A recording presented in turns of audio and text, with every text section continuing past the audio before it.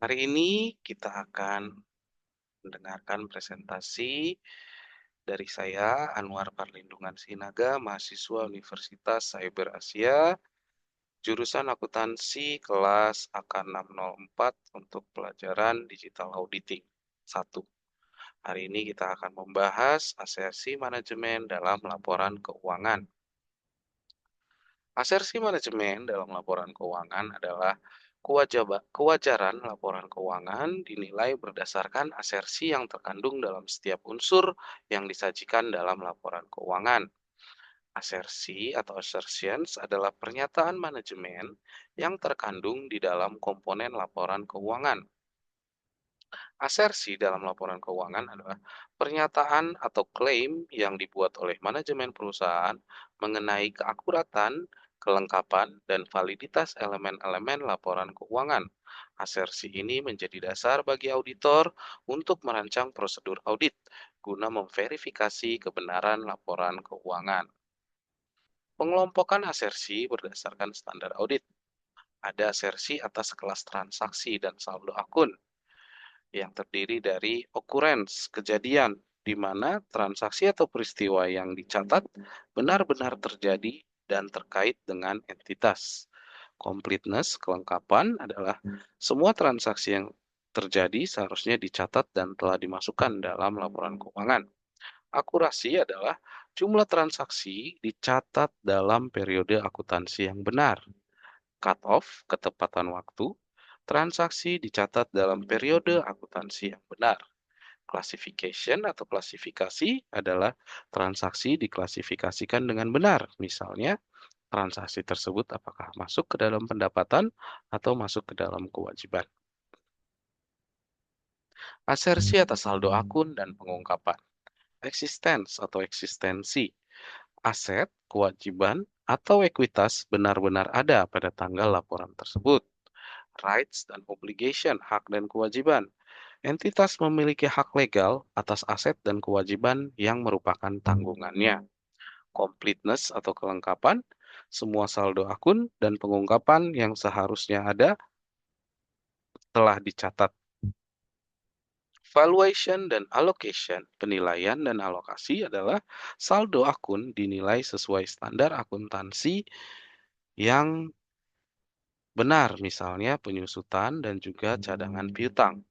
Presentation and disclosure, penyajian dan pengungkapan adalah informasi disajikan secara jelas dan memenuhi persyaratan pengungkapan.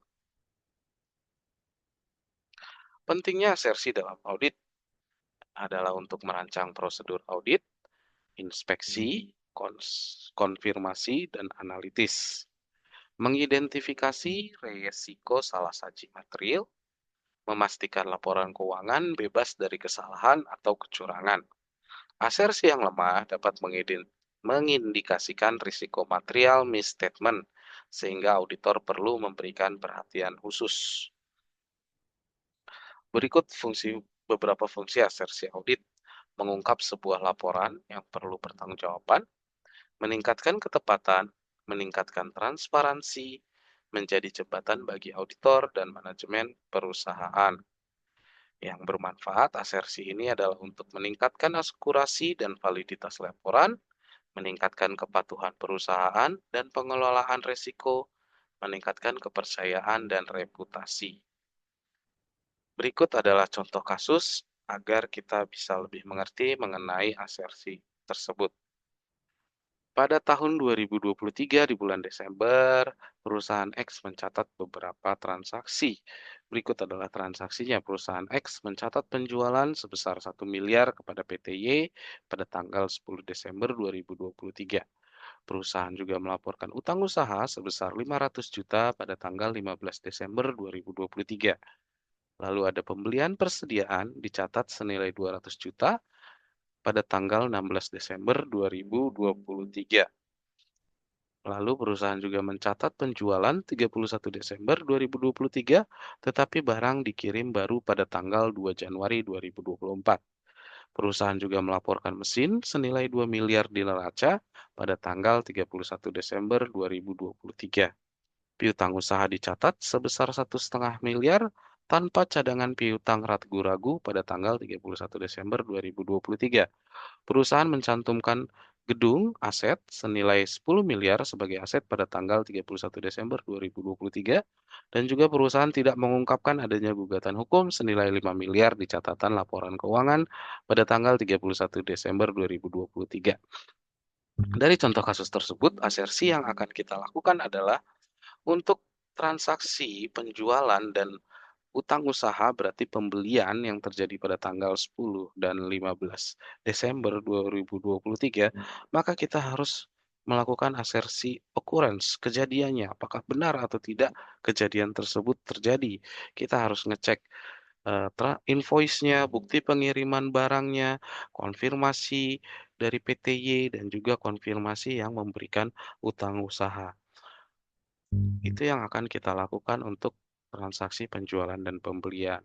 Sedangkan untuk transaksi pencatatan persediaan, maka kita harus mencocokkan dengan laporan supplier.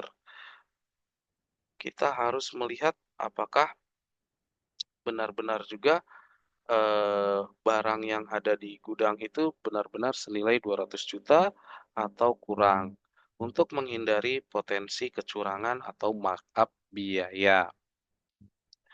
Untuk transaksi penjualan yang dicatat 31 Desember tetapi barang baru dikirim tanggal 2 Januari 2024, kita harus melakukan asersi cut off atau ketepatan waktu. Jika penjualan itu tercatat di 2023 padahal seharusnya tercatatnya 2024 karena, barangnya baru dikirim di 2024. Lalu untuk transaksi pelaporan mesin sebesar 2 miliar di neraca, kita juga harus melihat, eee, eksistensi atau keadaan mesin tersebut, fisiknya benar-benar ada atau tidak. Jangan sampai ada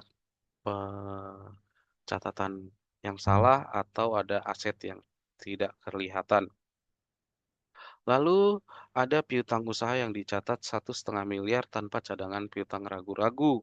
Nah, itu kita menggunakan asersi valuation atau asersi penilaian, di mana kita harus menganalisa riwayat pembayarannya dan juga kita harus melihat apakah piutang tersebut jatuh temponya lebih atau kurang dari 1 tahun.